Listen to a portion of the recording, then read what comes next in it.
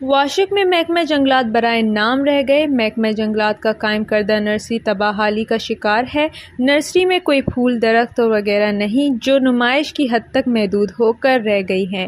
حکومت بلوچستان کی جانب سے ہو یا مرکزی حکومت، سالانہ گرین پاکستان یا دوسرے منصوبوں کے نام پر شجرکاری ہوتی ہے۔ اضلاع میں شجرکاری مہم کے لیے باقاعدہ فنڈز فراہم کیے جاتے ہیں۔ شہروں کی خوبصورتی کے لیے درخت، پھول وغیرہ آتے ہیں۔ اللہ جانے محکمہ جنگلات واشک کو ملنے والے فنڈز اور درخت و پھول زمین نگل جاتی ہے یا آسمان۔